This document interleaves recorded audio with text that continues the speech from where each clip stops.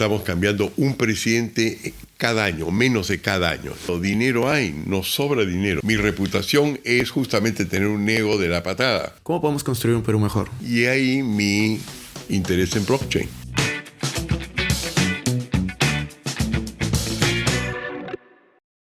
Hola Hernando, ¿cómo estás? Hola, ¿qué tal, Cristian? Gusto de verte y gusto de conversar contigo. Estoy muy feliz, muy contento de que podamos compartir hoy. Ya para este momento ya han escuchado definitivamente de ti las personas que nos están escuchando, ya te presenté, pero quisiera hacerte una pregunta que probablemente te han hecho antes y es, para ti, ¿quién es Hernando de Soto? Es una excelente pregunta, todavía no la tengo una respuesta ahí. En primer lugar, supongo la influencia de mis lecturas orientales indican que Hernando Soto son varias personas. No es que hay facetas en una persona, sino que hay varias personas. Hay, supongo, un Hernando Soto que es muy curioso, por eso me encanta investigar y me encanta entrar en lo nuevo, en lo que se desconoce. Entonces hay el investigador ahí. En segundo lugar, hay el despistado, que es que salgo de Arequipa a los 3 meses de edad en brazos de mi madre y básicamente solamente vengo a vivir al Perú 39 años después. Si bien lo visitaba continuamente, los abuelos, la familia, las vacaciones, una cosa, por supuesto, es haber vivido afuera todo ese tiempo. Y durante el tiempo que vivo afuera, con un solo pasaporte, el pasaporte peruano, porque eso sí, desde que yo tengo uso de razón, mis padres nunca me dejaban olvidar que era peruano, y la verdad es que soy muy patriota, pero viene por indoctrinación, viene por los oídos, viene por la vista, no por el haber vivido. Entonces hay un Hernando de Soto ahí un poquito despistado, porque básicamente es formado en Europa, en escuelas europeas, en universidades europeas, gerencio una gran o unas más grandes compañías de ingeniería del continente europeo, y recién comienza a partir de los 39 años un Hernando Soto peruano. Pero no peruano como cuando vive en el exterior, sino un peruano que trata de adaptarse y hace todos los esfuerzos posibles para identificarse con el país. Por eso me interesa, entre otra cosa, el sector informal, porque si se trataba de recitar quién eran los primeros incas, cómo fue todo eso, cualquier peruano lo sabía mejor que yo, pero yo quería conocer el sector popular peruano mejor que todos los otros y de esa manera contribuir, cosa que ahí es Hernando de Soto. Hay Hernando de Soto que al principio no se hallaba, no se encontraba a sí mismo cuando era joven, y yo iba a estar a Bellas Artes, había ganado los concursos de arte entre la juventud suiza, y eso es lo que iba a hacer, y después mi vida, un día agarré un libro de economía que me recetó un peruano, Rómulo Ferrero, y me enamoré de la lógica, ¿no? De los instrumentos que me daba para poder, entre otras cosas, describir mi país y países similares al mío. Cosa que hay varios de Sotos por ahí, y la razón por la cual no me acuerdo de todos es porque una vez que he vivido un cierto tipo de Soto, quiero pasar a ser a otro que recién estoy por descubrir. Claro, reinventarte. Y hablando un poco de las ideas y todo, esta idea que tú tienes de capital y dinero, que la mencionas en tu libro, de hecho, ¿tú consideras que ha sido la mejor idea? Y ahora la vamos a profundizar, pero ¿tú consideras que ha sido una de las mejores o la mejor idea que has tenido en tu carrera? No estoy seguro. Fue por lo menos la que más éxito comercial ha tenido. Nos ha permitido financiación y presencia en varios países a la vez. Nos ha permitido vivir muy cómodamente. Y todo eso porque efectivamente el libro se escribe justo después de que implosione el comunismo y surge el capitalismo. Y como estamos descubriendo ahora, la gente todavía no sabe qué es capital.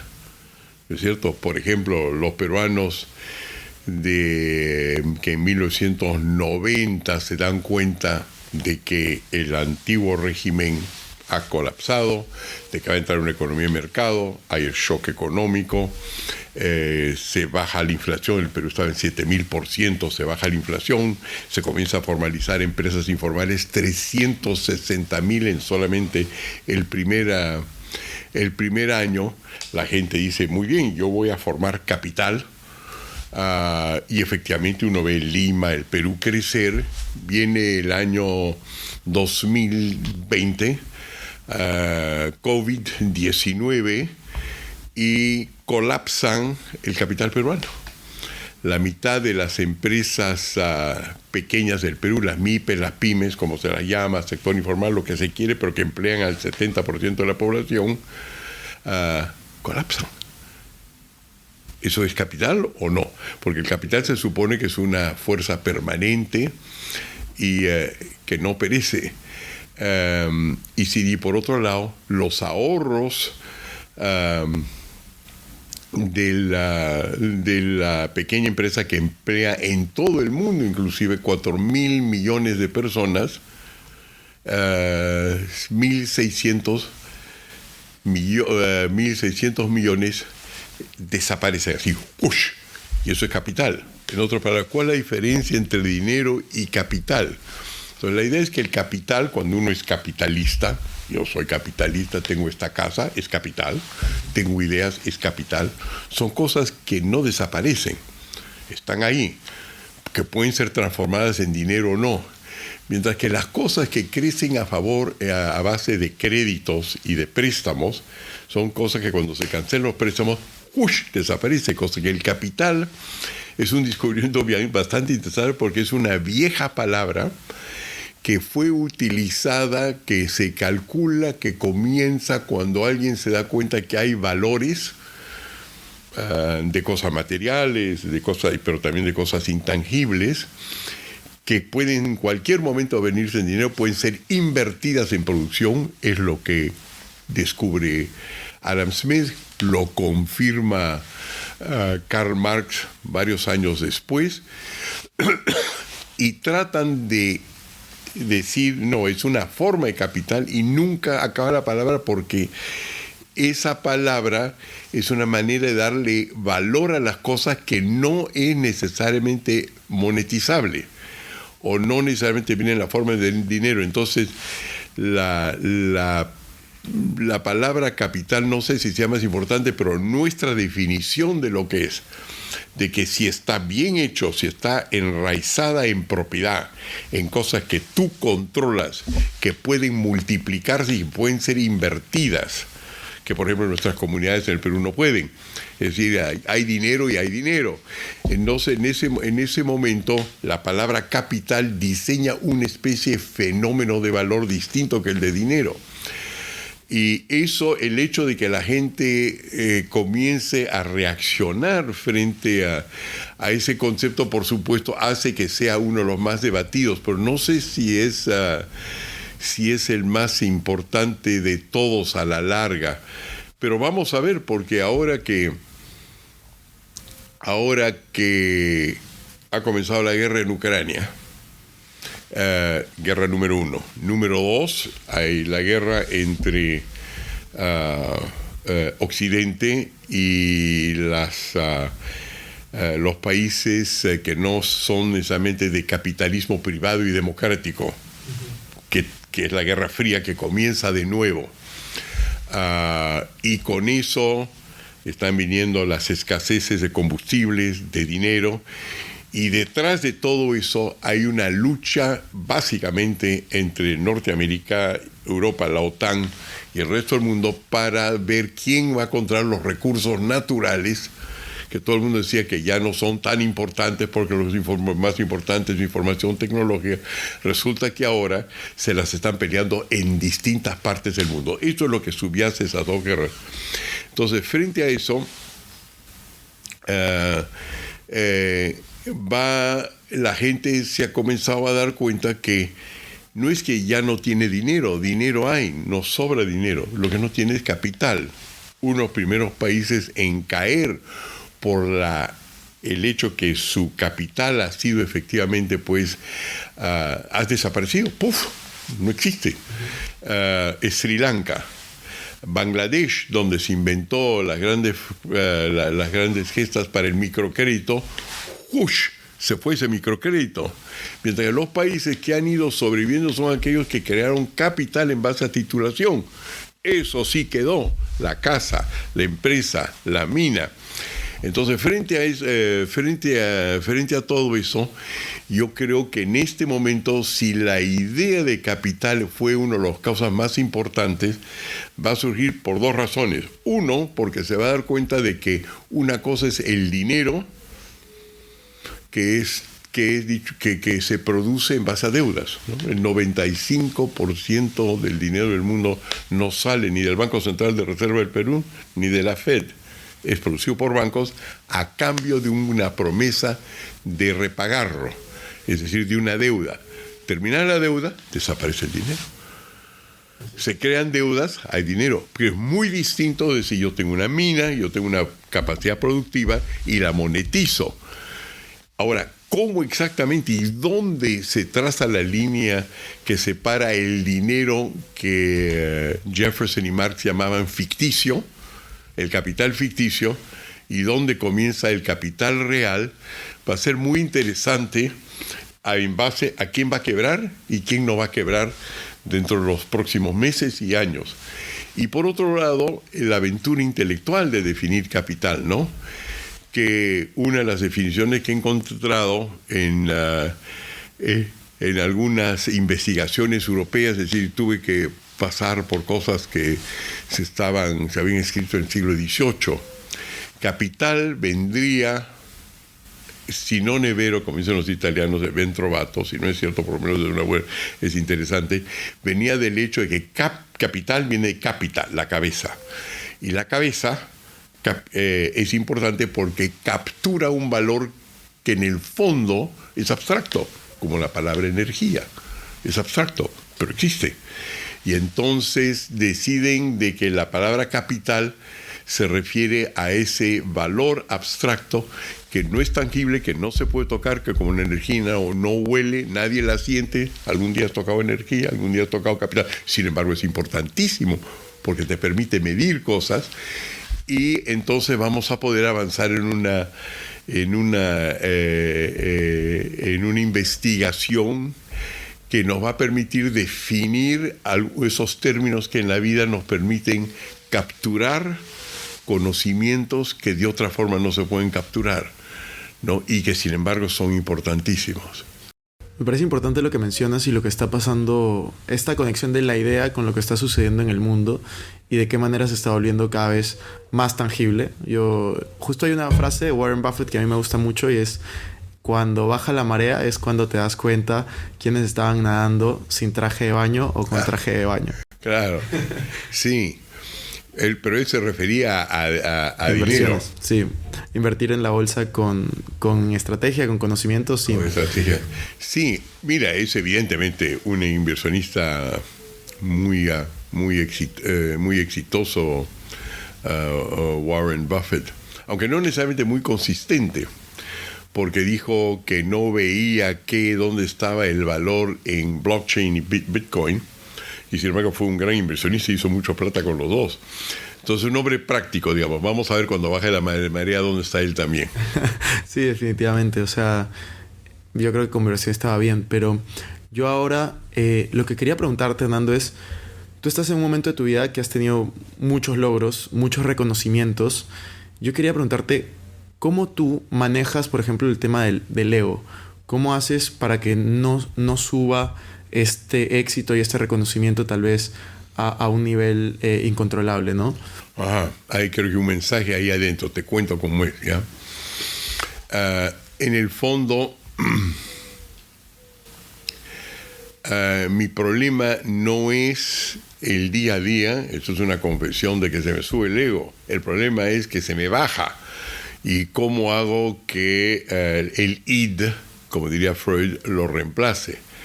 Entonces, lo que ocurre es que cuando a veces se me pregunta, bueno, ¿y qué piensas de mí? En lugar de yo dar un mensaje, como yo fui educado en Suiza, entre Zwinglis y calvinistas y protestantes que andan con el ego muy bajo, dicho de paso, porque es la autocrítica, no pueden ir a un confesionario y botarlo todo, se lo tienen que tragar primero. Tú entras a la vida con una actitud de humildad, ¿no? Las iglesias protestantes casi casi no tienen estatuas, no tienen edificios, son sumamente humildes. Entonces lo que ocurre es que en la vida, para levantarme, muchas veces cuando se habla de algo, yo no hablo como si fuera una persona modesta. Entonces mi problema es que cuando hablo es para levantarme el ego, y eso es lo que tú ves. Pero la verdad es que soy bastante cristiano en el sentido que creo haber nacido con el sentido del pecado original, y pienso que todas las cosas malvadas que pudieron hacer, por ejemplo, los que emigraron de Europa hacia el Perú, mis ancestros que vinieron, la mayor parte de ellos, de España e Italia, la mitad eran vascos sobre todo, el resto venía de Jaén. Yo considero que a través de esos 420 años crea una sociedad muy dividida. No es que haya sido mejor o peor de la que hicieron los ingleses o cómo se comportaron los italianos en Etiopía o los alemanes en el norte de África, pero me siento responsable por los resultados. Sí. Y entonces con eso viene una sensación de deber o deuda frente a aquellos que yo considero mis antepasados ni siquiera creían que podían ser cristianos. El resultado es que el resultado de todo esto es... y por otro lado, la parte importante es mi reputación. Mi reputación es justamente tener un ego de la patada. Y entonces yo consulté esto con personas que están en marketing político y dije, ¿qué hago con esto? Porque no me están haciendo justicia. Me dijo, es imposible que te salgas de esto. Cuando vas a tener una entrevista con Christian Arendt, te lo va a mencionar de todas maneras. Entonces, ¿qué tienes que hacer? Aprender a vivir con ello. Y al contrario, no pueden decir que eres un ladrón, no pueden decir que eres un asesino, no pueden decir que eres un mentiroso, no pueden decir que no eres un necrotivo. ¿Qué puedes decir? Que estás con el ego alto. Algo te tienen que agarrar, que sigan pensando eso y tú sigues asumiéndolo. No, de hecho a mí, yo ahora que hemos conversado me parece que no es así. Y yo te lo pregunto porque a mí me ha pasado. Yo creo que cuando yo tenía un buen resultado siendo muy joven y no estaba preparado para eso, se me subía a la cabeza el tema del resultado antes de la persona. Y a mí lo que me sirvió, por ejemplo, fue juntarme con personas que son mucho más exitosas que yo, y yo decía, como, no, si ellos son así, yo tengo que como mantener la calma. La vida también me ha probado a mí de que no es como lo mejor en ese momento tener ese resultado, ¿no? O sea, el resultado no te da todo. Y yo creo que al final la fama no está bien ganada, el tema del ego, perdón, sino al final es simplemente una percepción que puede tener la gente, pero al final cuando te conocen es otra cosa, ¿no? Sí, ahora una vez me acuerdo, cuando somos parientes, pero cuando éramos muy buenos amigos con Mario Vargas Llosa, me decía que en el Perú eso del ego, ¿no? Se debía a que había en las clases superiores muchos temas de envidia. Y que entonces cuando tú tenías un éxito, y yo acuerdo que cuando comenzamos a ser ya no solamente parientes, sino amigos, al final de los años 70, comenzando los años 80, era pues víctima de celos, ¿no? La gente, caramba, es este escritor provinciano que venía, como yo, pues de una familia de clase media, empobrecida. En su momento de repente tuviera todo ese éxito, lo criticaban por eso, ¿no? Y entonces él decía que esa élite en Lima, San Isidro, Miraflores, la parte sur con la cual yo vivo, daba el hecho, siempre estaba proclive a criticar el ego de otra persona, pero que venía con envidia. Yo me acuerdo que yo defendí y decía, mira, no hay más envidia en el Perú que en otras partes. Y él me decía, te equivocas, el Perú es bien especial. Además eso nos viene de España, decía. Bueno, sí, puede ser eso. Y también estábamos hablando del pasado, ¿no? De hace unos años. Yo te quería preguntar un poco si es que tú te pudieras encontrar con una persona como la mayoría que nos escuchan entre 20, 35, 40 años, ¿qué consejos les podrías dar? O sea, traspasando también un poco el tema de qué consejo te podrías dar tú a esa edad, ¿no? ¿Qué te hubiera gustado saber o escuchar que tal vez no lo escuchaste o lo escuchaste luego? ¿Sabes? Tengo un problema con esa pregunta. El primer problema es de que como no tengo hijos, ese contacto que vendría de conversar con gente joven todo el día no existe. Entonces, para mí, la gente joven es como, supongo, ser Tarzán, estar en África, llegar a una tribu perdida, que ha llegado en un platillo volador. Es siempre un acto de, descubrimiento. Yo he sido joven, es cierto, pero eso no quiere decir que yo conozco a los jóvenes de hoy. Los jóvenes van cambiando con el tiempo, ¿no? En mi tiempo eran muchísimo más disciplinados, porque eran disciplinados, es decir, se les imponía un cierto orden. Ahora son más abiertas, las mujeres tienen libertades que no tenían en mis tiempos, las cosas han cambiado. Entonces, cada vez que estoy, digamos, con tu joven, yo no sé qué decirle, porque no sé si se interesa en lo que yo he vivido, ni si es pertinente a su vida. Entonces, yo más bien espero preguntas. ¿Qué, por ejemplo, pasa si no puedo decidirme tomar esta opción en una carrera o tomar esta otra opción? Yo lo que les doy son los criterios que me son propios para que ellos interpreten cómo eso afecta su vida el día de hoy, sujeto a lo que en inglés se llama peer pressures, presión de sus pares, que parece ser más importante que en mis tiempos. Por eso, y que no los afecte. Además de tener una vida completamente distinta, pues he sido hijo de arequipeños, educado en Europa, vivía en una casa donde todos los días mi madre recibía correspondencia de Arequipa en sobres gruesos, lleno de fotos de cómo eran los primos, qué pasaban. Yo tengo 46 primos, qué hacían, primera comunión, segunda comunión. Les ponían, les ponían muchas estrellitas, ganaban premios todo el tiempo. Y mira cómo tus primos ganan premios afuera y tú no estás ganando premios, cosa que me acomplejó durante 3 años hasta que me di cuenta que los peruanos se daban medallas para casi cada cosa que hacían.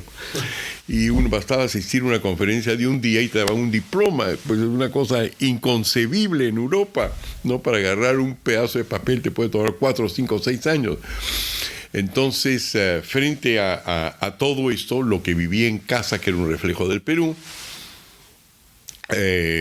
donde las jerarquías parecían en la GCU contar mucho. ¿Qué tal? ¿Cómo soy yo? Yo soy hijo de coronel, por si acaso, ¿no? Yo soy hermano del arzobispo. Claro. Iban graduando las cosas aún a países donde esas cosas eran mal vistas.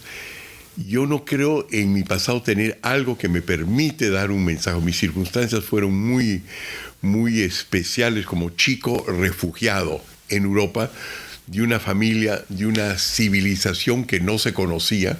En ese momento España, que era la única que podía estar interesada en América Latina, no estaba muy interesada en América Latina.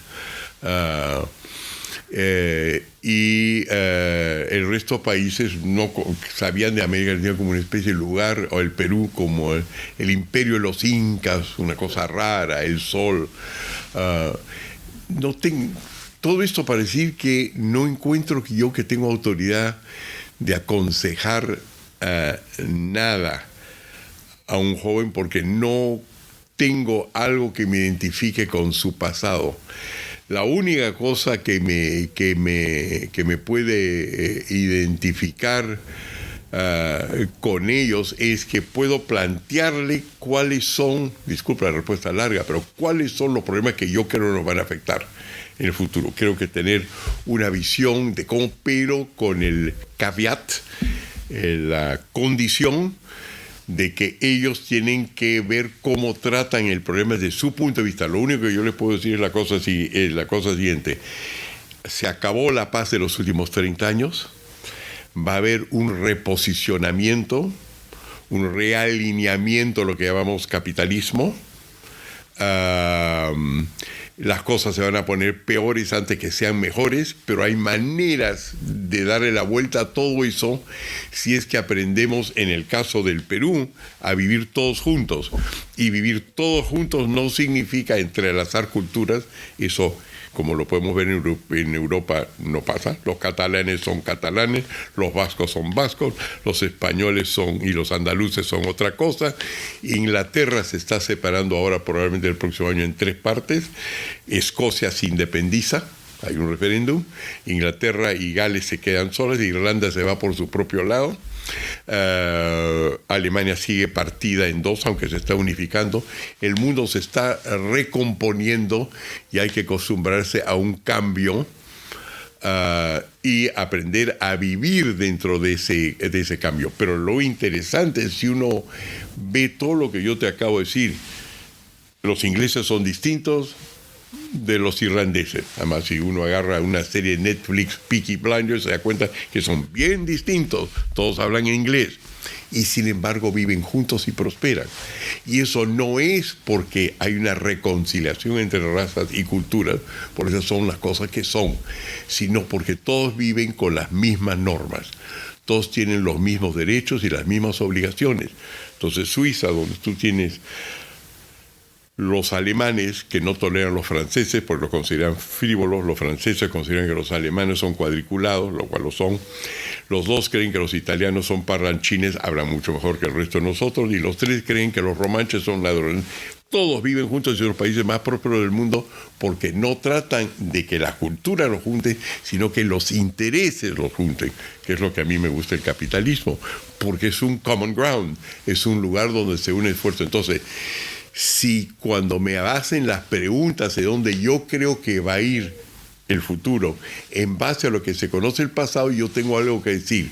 Pero si me dice la condición de juventud de una persona que quiere ser educada, no siento que yo puedo educar. Lo que yo siento es que puedo prevenir muchas de las calamidades que uno va a poder cubrir, pero cómo vives tú tu vida no sabría cómo decírselo porque no los conozco. Claro. Y justo estábamos viendo, tú lo mencionaste, hay muchos cambios en el mundo, tú has pasado por etapas bastante cambiantes, has pasado también por el terrorismo en Perú. ¿Qué clase de mentalidad tienes en el sentido de esa motivación de salir adelante, de cambiar junto con los cambios que vienen y las condiciones que tienes? O sea, ¿cuál es la forma en la que tú piensas y dices, no, voy a salir adelante, voy a adaptarme a los cambios? Y sigues aquí adelante. Bueno, en primer lugar es que a mí los cambios son cosas que a mí me interesan, porque la vida es cambio, ¿no? Eso es básicamente la filosofía, pues, de Karl Popper, ¿no? La única cosa que no cambia son los cambios. Entonces, lo importante es crear una sociedad que esté adaptada al cambio. Entonces, yo supongo que en ese sentido soy muy poco conservador. Claro que tengo principios que conservar, pero digo conservador en el sentido de que me apego a una forma de vivir. Eso definitivamente yo creo que es una manera desastrosa de vivir, porque los cambios de todas maneras van a venir. No hay una sociedad necesariamente estable, todavía está en formación lo que podemos hacer. La verdad es que la mentalidad es una que me ha impuesto la vida, en el sentido que al variar de lugares donde resido como país, vivir con padres peruanos en un país dominado por franceses y alemanes, y donde las grandes aventuras de mi madre eran cómo crear un pequeño Perú en Europa, qué limones había que escoger para hacer un pisco sour que sea tan bueno como de un hotel peruano, qué tenía que hacer para que importar ají para hacer una copa como la que había aquí. Es decir, toda su vida era ver cómo se vivía una vida arequipeña en Europa. Yo no he tenido el problema de adaptarme al cambio. No sé cómo, hay que saber, mira, para saber dónde vas hay que saber un poquito de dónde tú vienes, ¿no? No habiendo sido en un colegio peruano, cuando a mí se me habla de un apellido del otro, no me impactan. No es una cosa que impacta mi vida en primer lugar porque creo que son rivalidades casi de barrio. No tengo problema con el cambio, lo cual yo supongo que me da algunos haces en la vida, ¿no? Y es que cuando viene, ¿qué te digo yo? Algo que nadie creía que iba a venir, viene el presidente Castillo, ¿no? Con un cierto peligro de que haya detrás de todo eso una inteligencia cubana y que eso nos podría llevar a mal puerto.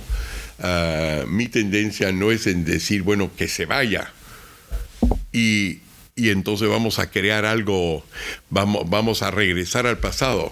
Yo sé que ese pasado no va a regresar. Yo creo que puede ser mejorado, pero no hay que pensar en que sencillamente se vaya, sino ahora, ¿qué vamos a construir dado que el Perú votó de esta manera? Entonces, yo creo que la ventaja, si tú quieres, de no estar enraizado en un pasado particular, porque mi pasado existió un momento y desapareció cuando murieron mis padres, porque ya ese entorno arequipeño viviendo en el extranjero ya no existía, ¿no es cierto? Yo tuve que adaptarme a las cosas y la ventaja, yo creo que eso me da como persona, ahí viene un poquito de la parte de Leo, si hay alguna ventaja que yo tengo es que sé dónde no se puede retroceder. Sé qué pasó después de la Segunda Guerra Mundial, la Tercera Guerra Mundial, y que necesariamente el hecho que haya ocurrido algo malo no significa que lo que viene va a ser peor, sino que hay manera de construir sobre eso o de utilizar la desgracia de un momento para crear algo que faltaba crear. Es decir, creo en el poder de la crisis. Yo diría que hay que tener, si hay que trasladarlo a alguien que ha vivido toda su vida en el Perú y sabe lo que es vivir la vida local, es darse cuenta que, como decían los filósofos hindúes, el río que pasó, ya pasó, nunca es el mismo río, y que hay que aprender a que ahora vamos a ir a una evolución muy rápida. Hemos tenido una más lenta durante 30 años porque hubo plaza de estabilidad, eso ya desapareció. Ahora vamos a encontrar algo quizás muchísimo más interesante. Una pregunta que se me viene a la mente, porque justo mencionaste la palabra construir y la situación de Perú, que es una situación que en Latinoamérica se está expandiendo. ¿Cómo podemos construir un Perú mejor? Bueno, en primer lugar, hablando de tomar conciencia de qué es uno, tomar conciencia de lo que es el Perú. En ese sentido, lo que me viene a la mente es ese dicho, el Perú es un mendigo sentado sobre un banco de oro. Yo quería que entonces era una situación especial del Perú, solamente que cuando he viajado a distintas partes del mundo, a asesorar jefes de Estado, no soy un consejero político, a construir distintas instituciones en sus propios países, conversando con ellos me di cuenta de que en todos los países del mundo, desde Filipinas hasta Tailandia, todos los países, Tailandia es un mendigo sentado sobre una olla o un banco de oro. Todos los países tienen el mismo dicho. Eso quiere decir la cosa siguiente, que lo que ellos te están diciendo es: mi país es pobre, pero tiene un potencial, porque estoy sentado sobre ese potencial. Entonces la pregunta es si se han dado cuenta que es ese potencial. Y ahí viene, por ejemplo, la palabra capital, que está interesante. Si tú ese potencial no lo puedes desarrollar y capturarlo en un instrumento de valor, que llamémoslo capital, entonces no estás sentado realmente sobre prosperidad. Entonces lo importante ahí es darse cuenta de que lo que estamos hablando es de potencial. Y regresamos de nuevo a la palabra capital. Yo considero que quizás la persona que primero vio el tema de potencial, creo que es que se escribieron 200 páginas, inclusive con fórmulas matemáticas al respecto, fue Aristóteles, que dijo: el potencial de una cosa es más grande que la cosa siempre. Es decir, lo que no ves es más importante. Entonces la pregunta es, ¿qué te permite a ti darte cuenta del potencial que puede tener una cosa? Y es ahí donde yo entro en la titulación y la propiedad. Porque lo que me di cuenta al observar el Perú y trabajando, habiendo creado el Instituto de Libertad y Democracia, es que a medida que yo veía como mis colegas iban definiendo la titulación de cualquier cosa, tú tienes solamente en un título un espacio limitado para decir qué es tu casa, cuáles son los peligros que tú ves: hipoteca, expropiación, desagüe, agua, etc. Entonces tienes que escoger lo más resaltante e importante de cualquier objeto. Inclusive es un título universitario, te tiene que decir en forma apretada lo más importante del nivel descriptivo que se ha hecho de tus valores. Y entonces me di cuenta que era a través de los títulos donde tú podías distinguir el potencial. ¿Por qué estás hablando de que esta casa está al lado de un río? ¿Por qué pone agua o por qué pone desagüe, etcétera? Es porque no lo escogió un arquitecto, sino porque es lo más importante para ti. Entonces me comencé con eso a dar cuenta de que las cosas se ponen en valor en la medida en la cual uno haya reflexionado sobre su potencial, y que todo eso ya está inscrito en todo lo que se refiere a documentos de propiedad en el Perú. Y que si tú te dedicas a enfocar esa parte de la propiedad, no porque crees a lo anglosajón que la propiedad privada te da individualidad, lo cual es cierto, sino porque la propiedad te describe por qué razón eres un mendigo sobre un banco de oro, ahí está la salida. Entonces tú comienzas a ver entonces de que en tu casa, donde hay por ejemplo propiedad privada en el Perú, yo en este momento descubrimos aquí oro. Entonces yo decido, voy a ir en sociedad contigo porque tú tienes esos conocimientos, y vamos a hacer una mina de oro, y vamos a crear lingotes de oro, dientes de oro, en fin, todo lo que fuera necesario. Y no necesitamos consultar a nadie. Y cuando yo comencé a preguntarme, ¿y qué pasa con las comunidades del Perú? ¿Qué pasa con las bambas? ¿Qué pasa con Conga? ¿Qué pasa con todos aquellos que hoy día son de facto o de jure propietarios de la superficie del Perú? ¿No es cierto? Ellos son mendigos, clarísimamente, comparado a su nivel de vida en cualquier país próspero. Sentados sobre un banco de oro, ya tienen el título que les permite decir cómo van a llegar a ese banco de oro. Ninguno. Porque inclusive los blancos del Perú están diciendo, se dirigen a sus apus, a sus jefes comunitarios, en lugar de a los individuos que componen esa comunidad, que dentro de la comunidad son propietarios privados. En otras palabras, lo que estoy tratando de decir es que para desarrollar este país, ¿no es cierto?, es importantísimo saber no si hay oro o hay petróleo, sino si todos tenemos la capacidad de acceder de una forma a ello. Si tenemos una gran parte de la población, al uno que se le dice es lo usted, al que le voy a dar es pequeño crédito, le voy a dar asistencia, y dicho paso, no voy a hablar con usted, voy a hablar con su jefe. Y ustedes van a tener que tomar las decisiones en comunidad, no individualmente. Ustedes no pueden vivir como individuos. A pesar de que su constitución dice en el artículo primero, la constitución peruana, esta de la 1979, que el objetivo del Estado peruano es proteger a los individuos del Perú. Eso es lo que dice. ¿no es cierto? Y el individuo o la persona no es una cosa abstracta, es una persona. Entonces tenemos una constitución con principios europeos que dicen que el individuo es lo más importante, y eso es un país en el cual la gente dice, a ver cuántos ronderos vamos a organizar y colectivizar. A ver cuánta gente pone usted en la calle para que algunos militares le griten para cerrar el Ejecutivo, o comunistas vienen y quieren cerrar el Congreso. Nadie se dirige al individuo, sino es puramente declarativo, inclusive los llamados sectores liberales peruanos. Entonces, si hay una cosa que tiene que hacer el Perú, y tiene que hacer los países en desarrollo, es darse cuenta que toda su vida que han construido hasta ahora, la que tú estás construyendo ahora, se está viviendo en España, haciendo ciertas cosas, vas a ir a Miami a hacer desarrollo, es un individuo, no eres parte de una tropa, no eres parte de un paquete de lobos, eres un individuo. Y eso es lo que yo creo nos está en el Perú. Ese es el salto que podemos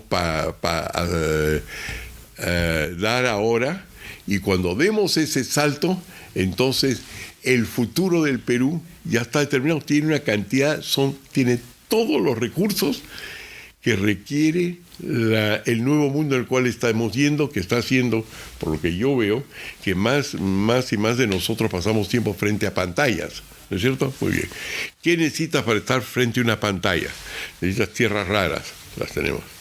Necesitas litio, baterías. Tenemos con Chile y Bolivia probablemente los mayores recursos del mundo. Cada pantalla tiene plata, somos los segundos productores o primeros productores de plata en el mundo. Todo lo que es necesario para ese telemundo, teleeducación, lo que nos están filmando en este momento, lo tenemos nosotros. Entonces el oro está ahí. ¿Qué es lo que te permite desarrollar el oro?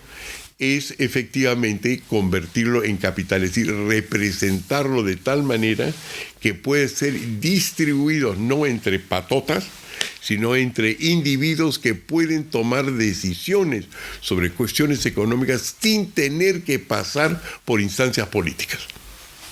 Básicamente es mi interpretación. A mí me parece que esto que mencionas de instancias políticas y temas operativos es súper importante, porque siempre se dice la frase que decías, y yo creo que estás en lo cierto, que falta mucha, desde mi punto de vista, industrialización en el país. O sea, generar industrias que no solamente exportemos, por ejemplo, materia prima, sino industrializar un poco más. ¿Qué opinas tú al respecto de esa parte de desarrollo, de la industria? O sea, ¿qué te gustaría, cómo visualizas tú que Perú puede mejorar de aquí a 5, 10, 15, 20 años?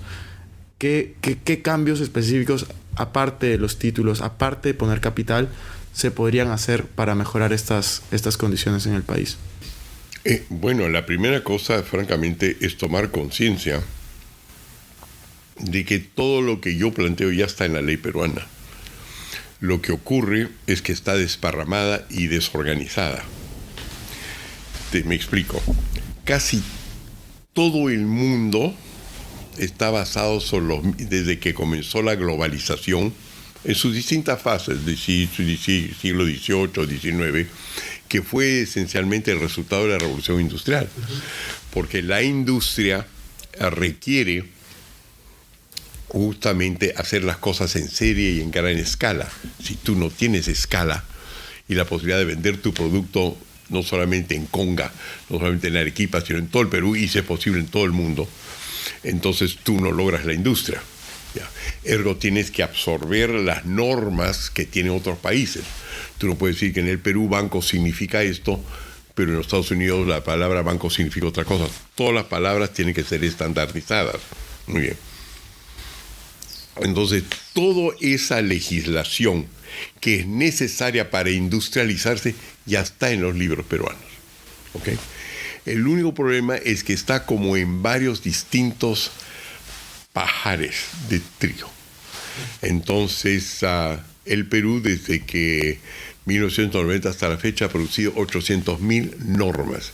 Entonces, la pregunta es, ¿dónde están las agujas que tú necesitas para industrializarse dentro de estas 800.000 normas? Y ahí mi interés en blockchain. Blockchain es esencialmente un mecanismo como el Internet, como los distintos sistemas de tokenizar las cosas, de organizar la información. de una manera tal que lo que ya existe tenga sentido y sea aplicable. Si la secuencia sea también la apropiada. ¿Ya? Entonces, eso es lo que no existe en el Perú.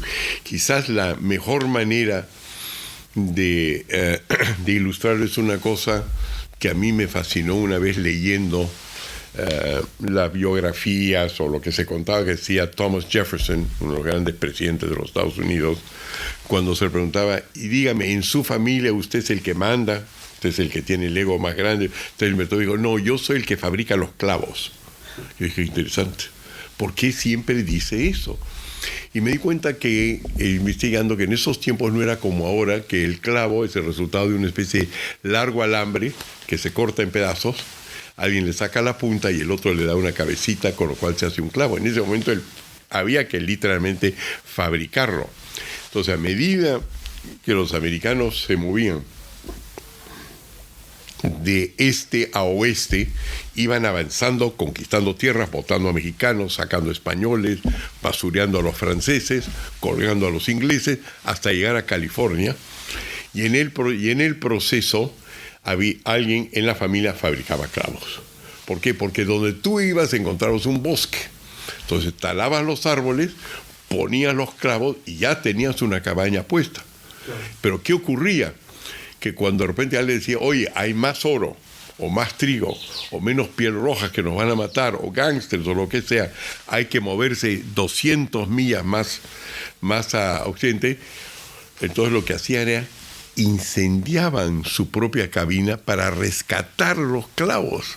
Eran tan valiosos. En otras palabras, unas cosas interesantes para mí de blockchain y de la información tecnológica es que no te da nada sustancial sobre las cosas, las ideas que uno tiene. Lo que te dice es cómo juntarlas y ordenarlas. Entonces hay que considerar de que el valor de la información no es cómo tú la tienes, todos somos en ese momento relativamente cultos, sino cómo la organizas, en qué secuencia. Entonces el Perú es un país donde yo veo con gente con mucha cultura, es sorprendentemente culto, pero nadie sabe en qué orden viene, ni sabe que tú no puedes hacer que una computadora funcione en la comunidad peruana como puede funcionar en Lima. No por cuestiones raciales, étnicas o lo que sea, sino por la forma como el derecho está organizado. Y en ese sentido, algunos abogados peruanos son los peores enemigos del progreso en el Perú, porque ordenan las cosas como la aprendieron de los clásicos de España, y eso ya no funciona, pues. Sí. Entonces, lo importante ahora es, tenemos blockchain, tenemos clavos. Si con toda esta riqueza que tenemos no necesitamos ni más conocimientos, tenemos ingenieros de mina perfectamente bien formados, pero los peruanos son astutos como ellos son, los indígenas peruanos saben sobrevivir, lo que falta son clavos para ordenarlo de una forma que no requiere sustancia, sino un cierto orden. Una vez que tenemos eso y seleccionamos entre las 800,000 normas aquellas que tienen valor de capital, estamos en camino. Cosa que nada está al margen del capital. Sigue siendo esa misma batalla ideológica que lo dijo Marx. Quien controle el capital, controla el futuro. Entonces la pregunta es, ¿la va a controlar Cerrón o la vamos a controlar nosotros? Aquí viene un tema de política y es, ¿por qué decidiste entrar a política? Tú ya tenías una carrera súper exitosa como economista. ¿Cómo fue tu proceso de decisión de decir, voy a involucrarme de manera directa, voy a postular a las elecciones? Regresamos al ego. Hay un momento que me siento con algunos amigos muy queridos y me estaban hablando de entrar en política. No era la primera vez. La primera vez me acuerdo que fue Fernando Belaúnde, que es un primo distante mío, mayor, que me ofreció un ministerio, después un primer ministerio. No lo acepté. Después Alan García me ofreció ser primer ministro, no lo acepté. Y fuimos. Cosa de que yo veía que había gente que reconocía que yo tenía una capacidad de organizar cosas políticas, entre otras cosas, porque eso es lo que he hecho en los otros países del mundo. He visto cómo se puede organizar un Estado para absorber esa mayor parte de la población que ha sido abandonada a través del desarrollo de las economías de mercado en los recientes años. Entonces tenía la cultura, digamos, para hacer eso, pero nunca acepté las posiciones porque justamente creía que había mucha gente que sabía cómo operar estas cosas dentro del Perú mejor que yo. En 2020, 2018, 19 por ahí, se veía que ya el Perú entraba en crisis. Estamos cambiando un presidente cada año, menos de cada año. Eso ya no es un furúnculo, es un furunculosis.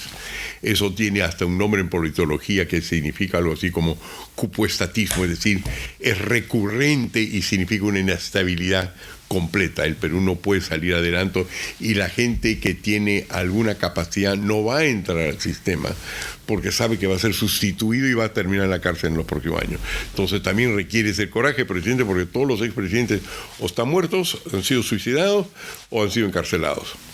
Ya. Entonces, frente a eso, nos sentamos y comienzo a ver que de 7 partidos políticos me vuelven a pedir a ser candidato.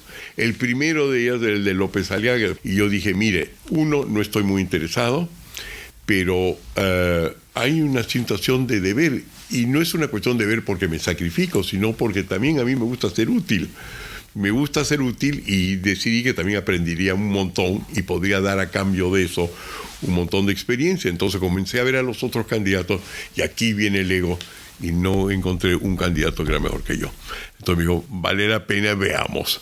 ¿Tengo plata para hacer eso? No, yo soy próspero, pero no para campaña. Una campaña pues requiere de una cantidad de sacrificios enorme, pero vamos a ver qué puede ocurrir. Entonces comienzo a armar un plan de gobierno, comienza la batalla. Un amigo, Fernando Sillonis, tiene la amabilidad de decir, que era candidato a la presidencia también, de decir en televisión, mire, el mejor preparado de todos es de Soto, y me convence. Entonces por eso me metí. Pero lo que yo no había calculado en ese momento es de que el comunismo podía retornar en este proceso electoral. Es decir, al final del libro Misterio y Capital, que es el libro más vendido de todos los escritos, de todos los que yo he escrito, digo que va a regresar el fantasma de Marx. Entonces lo tengo claro, pero no sabía que iba a ocurrir eso en esta elección, porque el contrincante de Perú Libre nunca había pasado del 1% del voto. ¿Qué pasó para que de repente en boca de urna yo obtuve la segunda votación, pero él obtuvo la primera?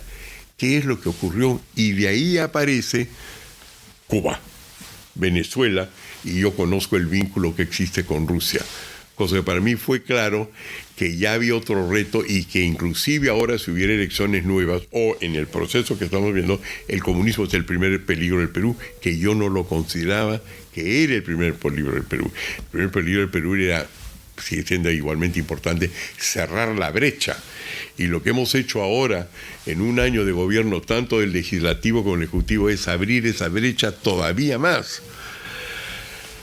Y abrir esa brecha sirve los intereses de Moscú, de La Habana y de Caracas. Para mí eso resulta tremendamente claro. Entonces, esto para explicar no solamente por qué yo entré en política en ese momento, sino por qué, si fuera necesario, voy a seguir en política, porque creo haber visto por dónde están las salidas. No son difíciles, no las estamos siguiendo, y si hay la oportunidad y se abre el espacio para hacerlo, creo que repetiría el plato.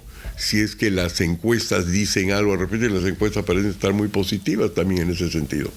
Y respecto a esto que dices, ¿qué te gustaría hacer en los siguientes años? ¿Qué te gustaría lograr? ¿Qué es lo que más te motiva en este momento? ¿Es ser presidente o cuál es tu principal motivación en los siguientes años? No, si yo te tengo que decir cuáles son las horas más felices del día, son por ejemplo ahora que en Silicon Valley se me ha atribuido ser una especie de autor intelectual de lo fundamental que está ocurriendo en la construcción de Web 3, ¿no es cierto? Es decir, tenemos Web 1, que es cuando las computadoras cada uno sacaba un mensaje y yo lo podía intercambiar contigo, Web 2 es lo que tenemos actualmente, que son las grandes plataformas, pero donde la información pertenece a grandes compañías, 12 o 13 nomás. Y Web 3 es la democratización del Internet. Pero el objetivo es blockchain, el objetivo es utilizar blockchain para que los individuos, y no solamente las grandes corporaciones, puedan introducir sus regímenes de comportamiento, de enriquecimiento por sí solos. Es decir, que todo el mundo ya no es como en la época feudal, de que tenías que apellidarte de esta manera, o ser varón, etcétera, o ser una gran corporación. Tú ahora como individuo puedes salir adelante. Entonces, me han pedido, tanto de Silicon Valley, tanto también de China, de que diseñe mi visión sobre eso. Ahora, concretamente, no en los términos filosóficos, si tú quieres, y genéricos que estaba en el Misterio de Capital. Bueno, cuando yo hago eso, es cuando nace el día, veo el sol y hago 3 estupideces y es noche. Sí, esos son los momentos más felices de mi vida. Qué bueno saber eso, y al final yo creo que hacer lo que disfrutas es importante, y mezclarlo un poco también con lo que dices de ver, ¿no? Por el tema político. Fernando, para ir terminando un poco esta entrevista, yo hago 3 preguntas finales que son cortas, son preguntas variadas.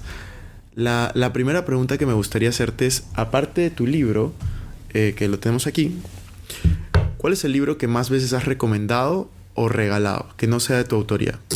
Uno es un libro de un gran editorialista americano que se llamaba Walter Lippmann, que se llama La Buena Sociedad, The Good Society, que está escrita justo a los finales de la Segunda Guerra Mundial, o por ahí, diciendo qué es lo que se perdería, que se estaba perdiendo, por un lado acechados por el fascismo y por otro lado por el comunismo, ¿no? Los valores de qué son los valores que hay detrás de una sociedad buena, y que hemos perdido el camino, que es necesario reencontrarlo.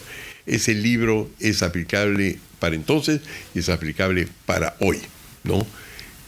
¿Qué es lo que ya hemos podido saber? Tiene inclusive cosas que no son ideas amplias, sino como el cálculo del espacio en Nueva York, donde creo que vivía Lippmann, que existe en cada departamento para la cocina. Es decir, es demasiado grande y estamos ajustados y apretados, debería haber deliveries y cocina. Entonces se prevé todo lo que efectivamente existe, y dice, para eso no se necesita ollas comunes o otros sistemas comunistas. El sector privado lo puede crear. Es un libro extraordinario en ese sentido. Hay quizás 3, entonces. Hay otro, Hugh Thomas, que escribe un libro, una corta historia de todo, pero que no es una historia política. Esto hicieron los Habsburgos, los Borbones, los Windsor, este asesinó a fulano y mengano sutano, sino hace de momento desde cuándo estamos usando calzoncillos, hasta de cuándo se decidió hacer cocina de esta manera o la otra. Es una historia de la civilización. Y el tercero es el libro de un amigo mío, bueno, no tan amigo, pero yo lo admiro mucho, con el cual hemos hecho una obra en común, que se llama, un filósofo americano que se llama John Searle, Searle, que tiene que ver sobre speech acts, actos verbales. Entonces, la razón por la cual nos juntamos, y se nos junta en Wikipedia, es porque él dice qué es lo que ocurre cuando tú afirmas algo. Dice, cuando tú afirmas algo, cosas ocurren. Es lo que a veces los abogados llaman el poder deóntico de la palabra. Y que Kant, justamente, si hay algo que contribuyó, yo supongo que es uno de los antecesores de John Searle, es decir, ¿de qué nos sirve la escritura? Entonces, para que nos compromete. Y nos compromete más que decir las cosas verbalmente. Pero efectivamente, si un presidente promete nacionalizar o no nacionalizar, la palabra es importante, palabra de maestro. Y si no la tiene, lo hemos notado. Es una cosa bien concreta.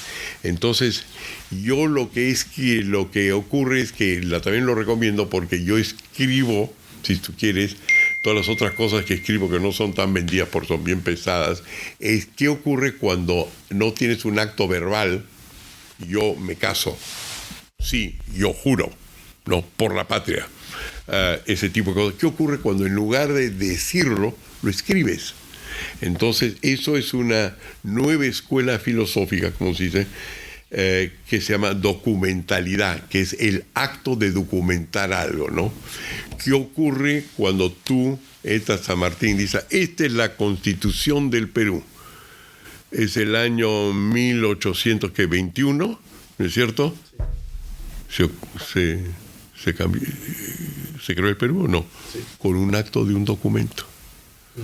Cuando una declaración, cuando de repente se le dice al presidente Castillo, ahora porque usted ha juramentado, aquí está, usted es presidente, inclusive cuando duerme y está inconsciente, sigue siendo presidente. En otras palabras, los actos documentales crean situaciones absolutamente reales. Se firma la paz entre los Estados Unidos y el gobierno de Vietnam en París y hay paz, cosa que las cosas escritas, regresa a capital, títulos, etcétera, son importantes. Entonces, 3 libros que recomendaría es Lippmann, La Buena Sociedad, 2, los actos verbales, porque lleva directamente al segundo, y ¿qué había dicho tercero? Ya me olvidó. No, el tercero el tercero, y ¿cuál es el segundo? Ya me olvidó, pero esos 3 se tocan. Está perfecto. Y eran 3 preguntas, esa era la primera. La segunda pregunta que yo tengo es, tú has trabajado con muchos expresidentes, con muchas de diferentes países. ¿Cuál es el momento más gratificante que tú recuerdas? Son distintos momentos. Hay momentos que fueron interesantes para mí, pero que no produjeron desgraciadamente los resultados. Por ejemplo, cuando lo he asesorado al presidente Putin. Sé que comenzaron programas de titulación, de registro, pero no los vi, porque esas cosas típicas, pues tú tienes la idea, tienes el concepto, al momento de realizarlo no vas a poner un peruano a quien le caigan todas las luces y todas las gracias, te desaparece muy rápido. Hay otros momentos, por ejemplo, cuando trabajamos con la hermandad musulmana, que nos llama, y descubrir ahí que los programas que nosotros les recomendábamos, ellos estaban totalmente a favor. Es el bazar, es la economía y mercado, es un descubrimiento, no es la percepción que existe. Y fue gratificante no porque ellos la adoptaron, porque en todos los países les cortaron la cabeza y los terminaron encarcelando y han desaparecido, están en las cárceles. Pero lo interesante fue que las ideas que nosotros pusimos adentro de cómo organizar el territorio de una manera en la cual se pueda el mendigo sentado sobre el banco de oro explotar el mundo, fueron absorbidas por Netanyahu, que era el primer ministro de Israel, que nos reconoce hasta el día de hoy que fue una inspiración peruana. Es decir, recogió lo que nosotros habíamos brindado para uno y no tuvo asco en decir, bueno, está bien, pues si no lo quieren los árabes, lo hago yo con los judíos. Y somos, pues, en ese momento atribuidos, se nos atribuye, mejor dicho, el régimen de asentamientos humanos de Israel, sin haber yo pisado pie en Israel. Pero fue gratificante por el hecho de cómo viajó la idea, es decir, no necesariamente tiene que estar al lado de un jefe de Estado. Y aparte de eso, pues hablando de jefes de Estado, hay unos que se vuelven amigos y siguen siendo amigos, como el presidente Clinton, y hay otros con los cuales la cosa fue pues totalmente pasajero, yo te aprieto con un limón y se terminó la relación. Claro, qué increíble. Ahora, la última pregunta que yo tengo, que es la pregunta que no es la que siempre hago al final, porque esa ya la voy a dejar de lado, pero es una pregunta que le he estado haciendo en las últimas 30, 40 entrevistas que he hecho, es ¿cómo te gustaría ser recordado? No me importa porque voy a estar muerto, en primer lugar. En segundo lugar, porque eso es equivalente a hacer la pregunta ¿y qué dirá la historia de ti? Mira, lo que yo sé es que la historia la van a escribir y reescribir centenares de veces. Y en algunos van a decir, este fue un desgraciado, esto fue tal cosa, esto fue un neoconservador, esto la hizo bien, este tiene el ego demasiado alto. Van a hacer lo mismo, no importa, porque va a ser subjetivo. Cosa que la verdad es que no me importa. No me importa. Además no espero se recordar. Mira, te doy un ejemplo. Tú te paseas por Lima, ¿no es cierto? Y es una serie de estatuas de bronce, de una serie de militares valientes, entre los cuales hay antepasados míos, que lucharon guerras, todas las cuales las perdieron. Y de ahí tú ves hoy día personas que lucharon contra la subversión o lucharon por sus ideas, ¿no es cierto? Y no hay una sola estatua en el Perú para ellos. Cosa que no hay que esperar que el Perú te lo va a reconocer necesariamente. Lo haces porque esperas que hayas contribuido, ¿no? Y te sientes bien. Cuando eso lo decía Lewis Carroll, el autor de Alicia en el País de las Maravillas, ¿no? A la larga, si tú piensas qué es lo que te da satisfacción, siempre es algo que haces por otros, no tanto lo que haces para ti mismo. Entonces, lo importante ahí es estar bien con su conciencia. No me importa muy bien cómo me recuerden. Me parece perfecto. Como te digo, estaré muerto. No, está perfecto. O estoy en el cielo, ¿no es cierto? Y estaré en la puerta de recepción y voy a castigar a todos aquellos que hablaron mal de mí. Fernando, ¿algo que quieras decir para cerrar este episodio? Muchas gracias por todo. ¿Algunas palabras finales que quieras decir a las personas que te escuchan, o cómo prefieres ser? No, sí que me pareció una excelente entrevista por una razón, porque he dicho una serie de cosas que realmente no digo porque no se me hacen las preguntas pertinentes, cosa que te felicito porque eres obviamente un muy buen periodista e entrevistador, porque has sabido tocar puntos que me han hecho contar cosas que son relativamente íntimas, cosa que felicitaciones. No, gracias a ti por estar aquí.